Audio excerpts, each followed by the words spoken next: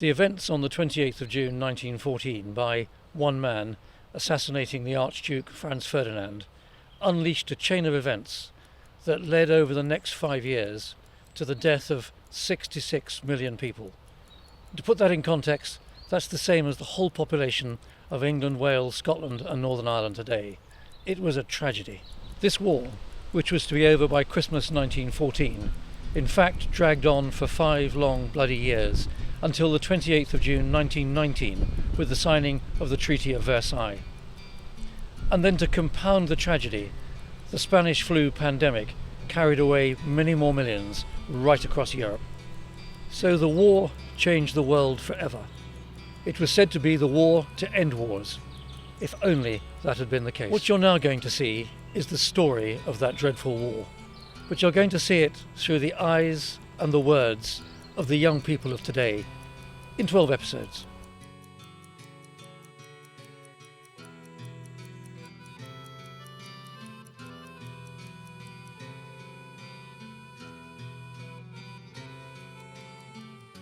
On the 28th of June 1914, Archduke Prince Franz Ferdinand and his wife Sophia were visiting the town of Sarajevo. The official programme started with a visit to the army barracks based on the outskirts of the town. On arrival, the Archduke and his wife were greeted by spectators and other military personnel, and they headed inside for an official visit. After about an hour, the Archduke and his wife got back into their car and the convoy headed towards the centre of Sarajevo. What they didn't know was that a secret organisation called the Black Hand had arranged 6 assassins to kill the Archduke and his wife.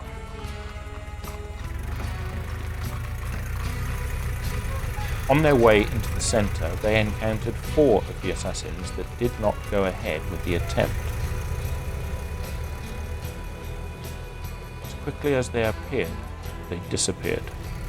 The 5th assassin did finally make an attempt. He throws the bomb. It misses the prince's car. The explosion blows up one of the other cars from the convoy. The Archduke is heard shouting from his car, "So this is how you welcome your guests, with bombs!" Yet away from the commotion and the shock of the explosion, the driver of the Archduke's car takes a turn to drive back out of the city.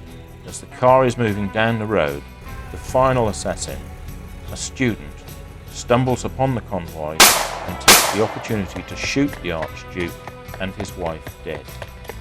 After succeeding, he is caught by the police.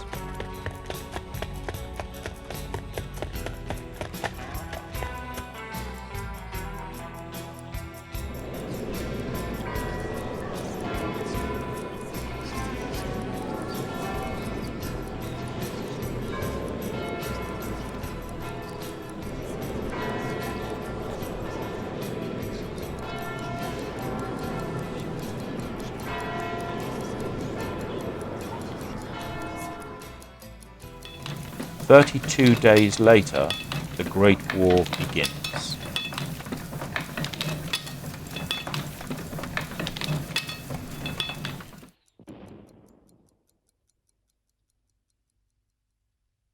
The sun was shining and the birds were singing at the Sandringham estate.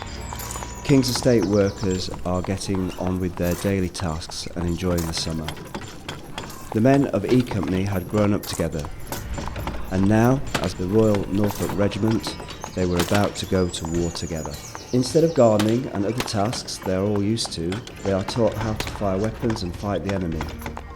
They set off on the 30th of July 1915 on the luxury liner Aquitania, until the battalion landed at Silver Bay on August the 10th, in the thick of the fighting, and were immediately ordered inland. The climate was broiling by day and freezing at night. The men already suffered from dysentery and from the side effects of drugs and vaccines taken during their voyage. They were desperately lacking water. 2 pints were supposed to last each men 3 days. On arrival to the makeshift army base, they were constantly under attack, not only from riflemen but also snipers. Just after 2 days, on the 12th of August, they are ordered to attack the Ottoman front. The E Company, or better known as the Sandringham Company, pushed forward into the Turkish lines and successfully broke through. Although their incredible courage made them break through the Ottoman lines, they were soon behind the enemy front and far away from any Allied support. In the next hours they were surrounded and picked off one by one. Only Private George Carr, a 14-year-old Norfolk lad, was to survive the bloodshed of that afternoon. After facing defeat in Gallipoli, the meagre remains of the thousands of men sent out to fight are boarding ships to come home to Britain. Suffering the loss of over 114,000 Allied soldiers' lives, marking one of the bloodiest campaigns of the Great War.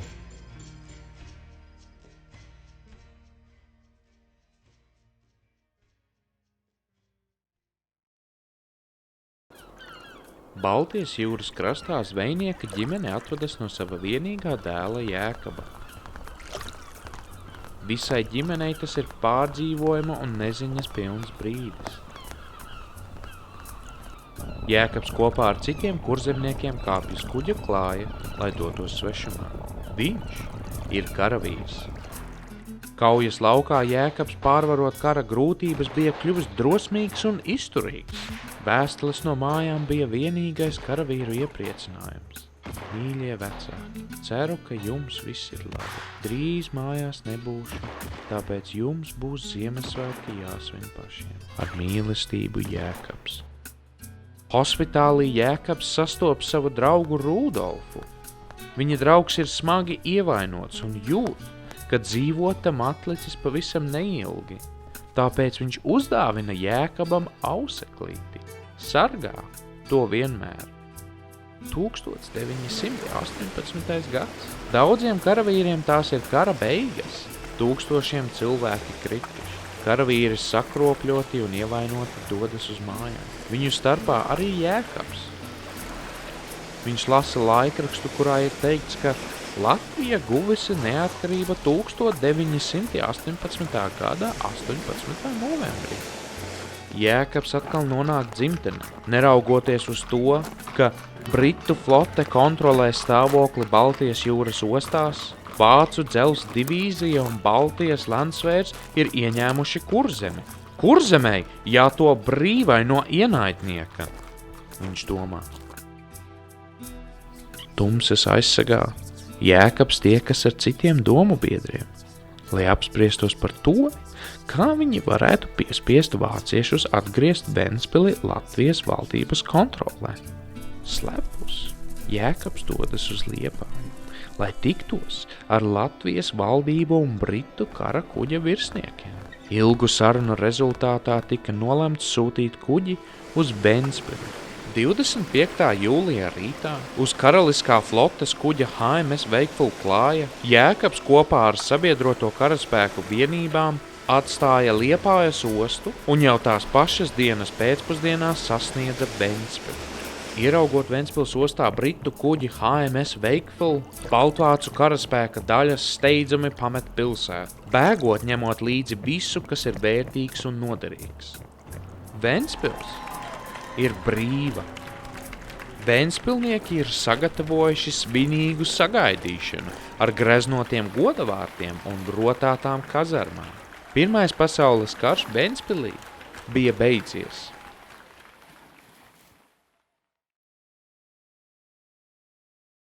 It was a cold afternoon on the 20th of January 1915. All the residents of the street were inside, warming themselves by the fire and thinking about their loved ones on the front line. Can we please go outside and play? As long as you're careful, you can go outside. Full of enthusiasm and excitement, the children run outside. The treehouse that the children use and acts as their own very secret world, where they can talk about their father, who is on the front, and how he was supposed to be back by Christmas. And they can also practice marching and wear pretend uniforms so they can idolise the soldiers on the front line. Suddenly, they hear a low humming coming from what looks like a very large dark cloud, which seems to be moving in the direction of the town. Feeling curious and a little apprehensive, they climb down from the treehouse and follow the big humming, moving cloud.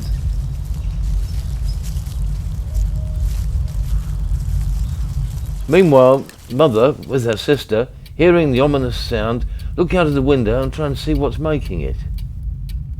Towards the sky we see a very large airship that they later learn was called a Zeppelin. It glides through the sky like a cloud.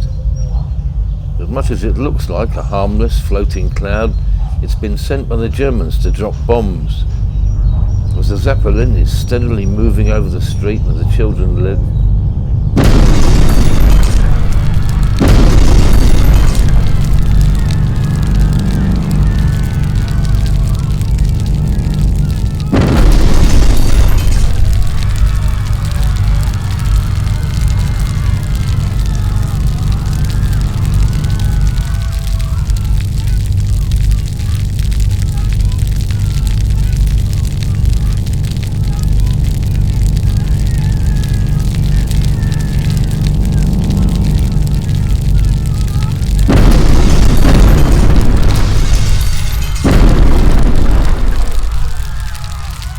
after emptying its load, the Zeppelin glides away gently like a cloud, almost as if nothing had happened.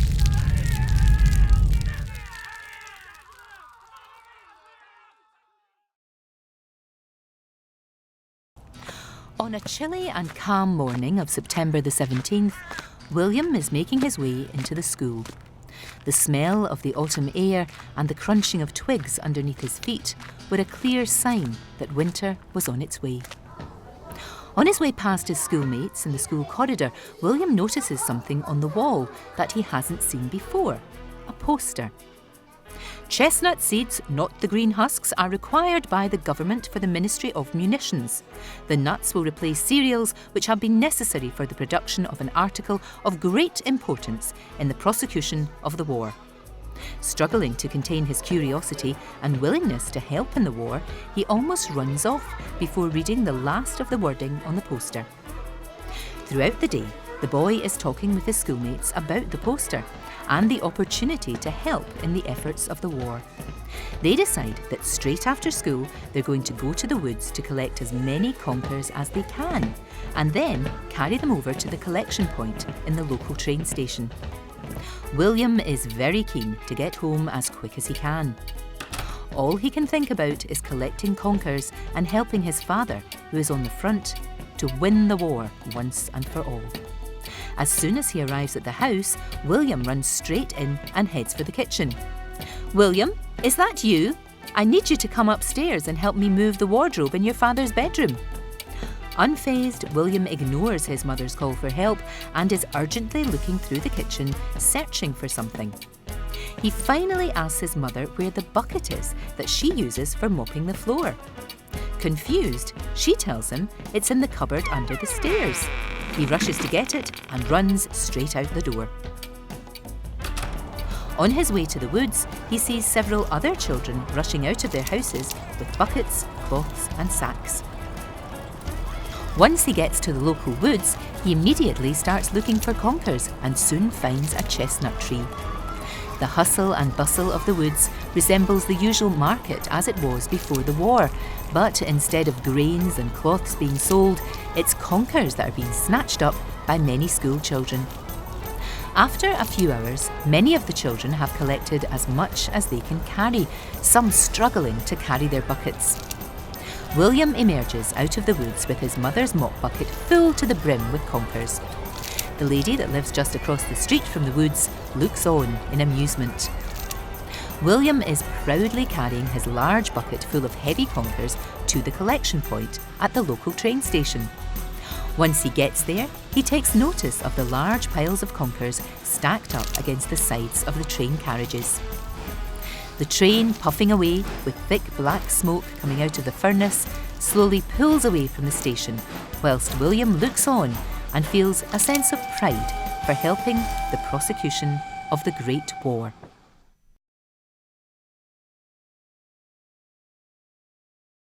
Christmas Eve in 1914. The trenches were filled with the sounds of explosions, bullets and the screams of desperate men.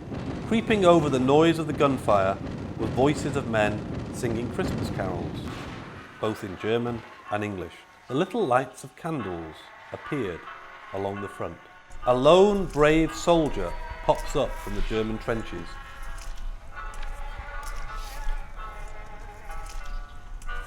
Timid and a little hesitant, he climbs over the side of his trench. Another soldier from the British side follows suit and also climbs out from the depths of his trench. The voices of soldiers whispering could be heard from both trenches. No man's land is suddenly filled with soldiers from both sides. They are talking in both German and English, using their hands to convey messages. To the soldiers, this signified, amidst all the horrors and terror of war, there were, after all, just human beings. They sing together, attempt to communicate with each other, and kick around a makeshift football. But all this has to come to an end. They shake hands for one last time, and then head back into the trenches to continue with the persecution of the war. The singing of Christmas carols and lit candles slowly fade out towards the return of explosions and gunfire that signifies the end of the story of peace and friendship in the midst of the Great War.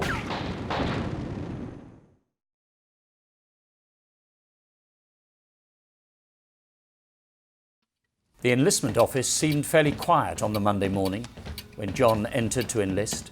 As he comes towards the table in the bleak room, others appear and line up behind him. After he has filled the paperwork and signed it, he feels quite anxious, but hopeful at the same time. After a few days, John has already been called back in and is inspecting his place in the training barracks. He makes a new friend called Jimmy. Together, they both talk about the journey ahead and how much they're both looking forward to supporting the troops on the front.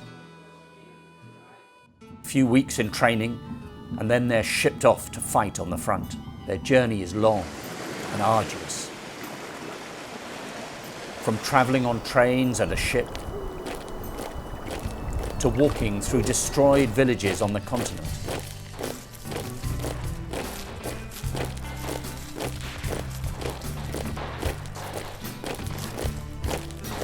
Until they reach the trenches. Nothing has really happened for a few days, and as John gets down on his knees to say a prayer, the officer in the trenches orders them all out, over the top, to fight. John's friend Jimmy is the first to run into the no man's land. Shells and bullets are being fired all around them, until one of the shells hits Jimmy, killing him instantly. As days, weeks, months and seasons pass, John is struggling to come to terms with the loss of his friend. He prays daily and asks God to guide him and give him guidance to get through the tough times in the trenches. Although his love for God is strong, his faith is somewhat not. Soldiers around him are dismissing his faith, and over the months, John begins to question himself. He takes out his Holy Bible and takes out a page that resonates with him the most. When the war is over, he visits the grave of his good friend Jimmy and places the page he took out of the book on his grave. With a flag in his hand, he proudly walks back on his home street to visit his mother and his sister.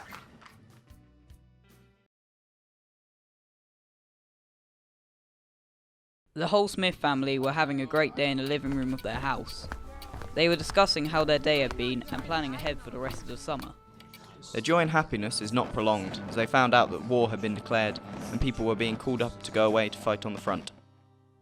As the Smith family reaches the recruiting office, they are finally realising that the summer ahead of them will not be as they planned.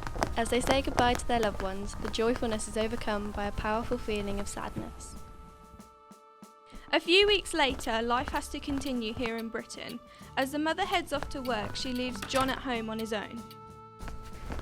In the school, the other children are also talking about their father being away. The mother works in the coal mines, which is where her husband worked before the war. Back in the house, the mother is struggling with the pressures of having loved ones away. Even the school dinners are getting smaller. Their neighbor is seen through the window walking back into their home. They were not looking happy. The mother, son and grandparents get together to try and bring back the feeling of how things were before the war.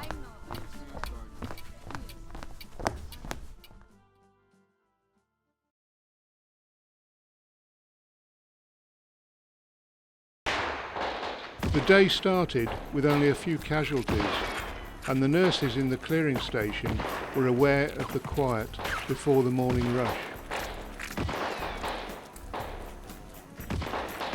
Once the fighting begins, shells, bullets and screams fill the air and casualties start flooding into the clearing station.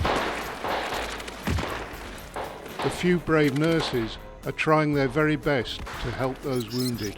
As much as they attempt to save all the soldiers, many souls depart there on the clearing station tables.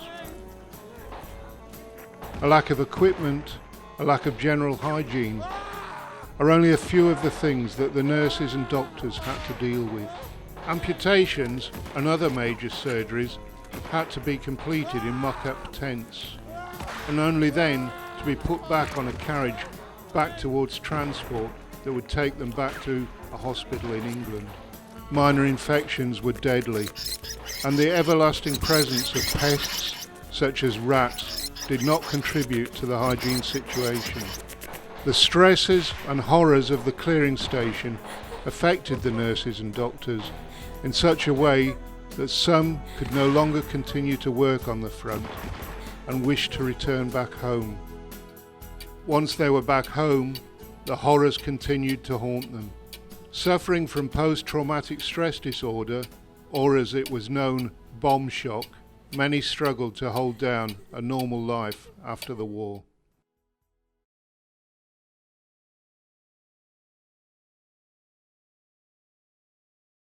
At the training camp back in Britain, 5 dogs were being trained to work specialist roles on the front. The training is different for each dog. Once they reach the continent, they disembark and are being taken to their respective positions on the front. The first dog, called a mercy dog, is being sent out into no man's land to search for wounded and dying soldiers to provide them with basic medical supplies or to stay as a companion until they die. The second dog, called a bomb dog, is strapped with explosives and sent out to run straight into the enemy trenches, thus destroying entrenchments.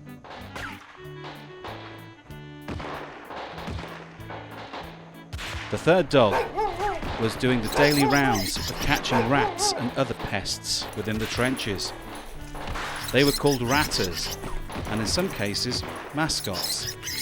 Their presence in the trenches sometimes boosted soldiers' morales as a distraction from the prosecution of the war.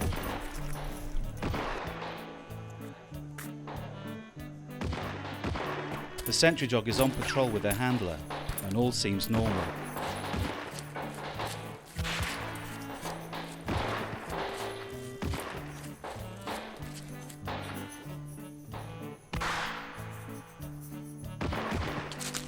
Until the dog hears a sound and runs off straight over. The sentry, or guard dogs, were one of the fiercest and most fearless of the animals on the front.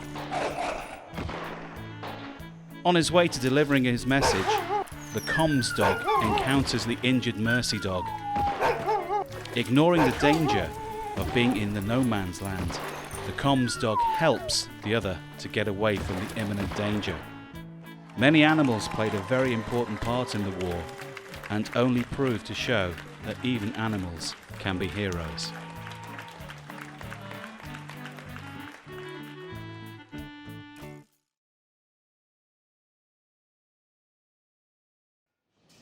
The two sons are walking onto the factory floor for one last time to meet their mother before they are both sent off to fight on the front. The loud and constant noises from the factory makes it very difficult for the mother and her two sons to hear each other. Seeing her sons possibly for the last time is quite an emotional time for the mother.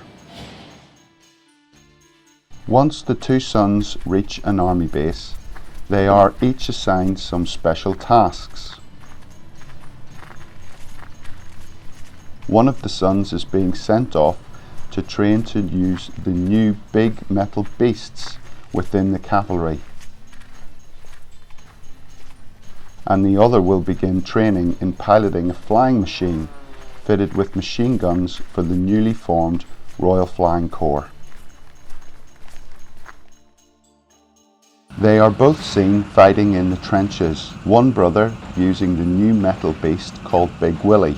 He is clearing the way in no man's land, and the other brother flying his brand new biplane Avro 540 for reconnaissance and low-level bombing with the bombs attached to his cockpit. On one fateful day, the tank's track receives a devastating blow and is now left immobilized. With the ever-growing possibility of being surrounded, the brother in the tank begins to fear for the worst. The German forces begin to surround the tank and think they will capture the metal beast and the British soldiers inside. Surprisingly, his brother comes to their assistance and uses the machine gun fitted to the front of his plane to gun down the majority of the German soldiers, thus saving his brother's life. After a few years of tough fighting in the trenches, the war is finally over and the brothers are on a ship back home. The music and cheering can be heard throughout the street in their hometown, and together with the rest of the returning soldiers, they are greeted by not just their mother, but all the other thankful residents of the town.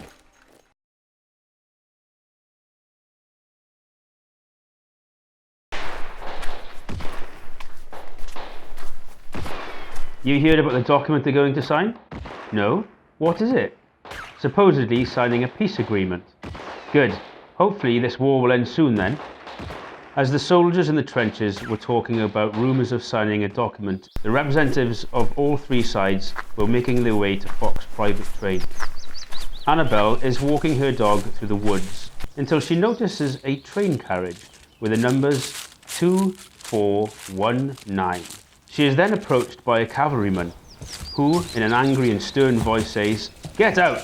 This is a restricted area. Walk your dog elsewhere." Inside the train, the representatives from the three sides are having a heated discussion about the final terms of the agreement. The Germans are not happy at all. The French are not pleased too, and neither are the British. But hesitantly, they all sign the contract, signalling that the fighting shall stop on the 11th of November at 11 a.m. As the agreement is signed, a message is distributed to all the messengers to be delivered to the radio stations to say that the war is over. Although the agreement has been signed, peace didn't prevail all the way until the 10th of January 1920. The once loud trenches with screaming and shells exploding, a no man's land littered with barbed wire, shrapnel and dead bodies, is now overpowered by the singing of birds and some form of normality. The war, that was supposed to last until the first Christmas, had now lasted for 4 years, and after millions of lives lost, the Great War was over.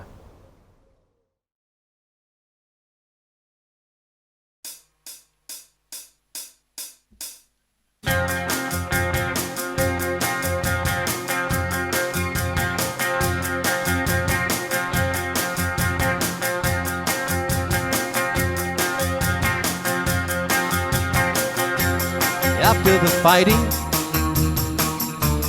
after the war is over, after the healing, after those crazy feelings, the sun will rise, the sun will shine. There'll be nobody here to play with your mind, so don't be ashamed. Don't you be ashamed, 'cause you're a hero. You're a hero. You're a hero in this land.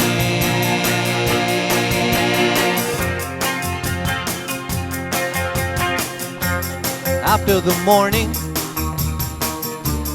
after the early morning sun, after the warning,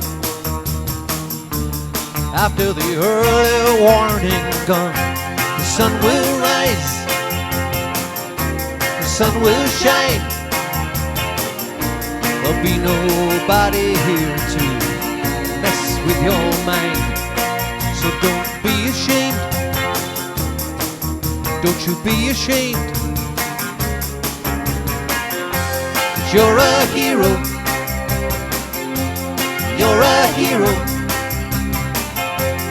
you're a hero in this land.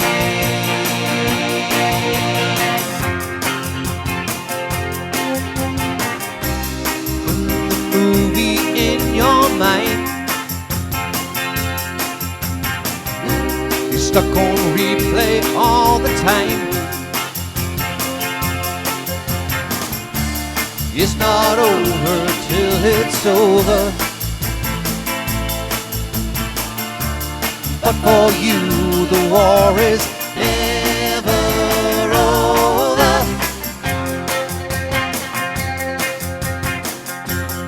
After the fire,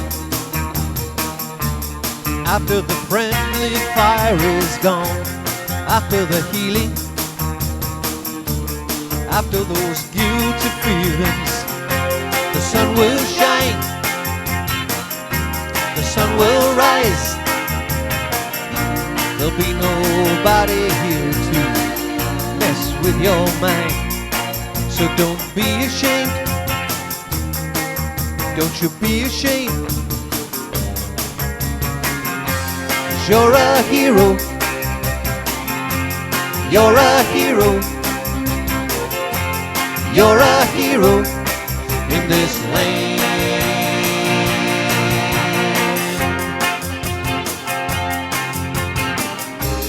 When the movie in your mind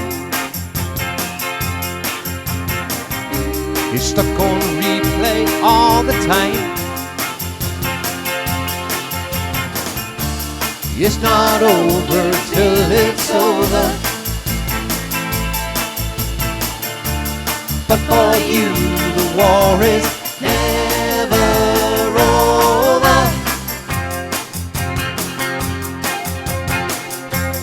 After the fighting, after the war is over, after the lightning,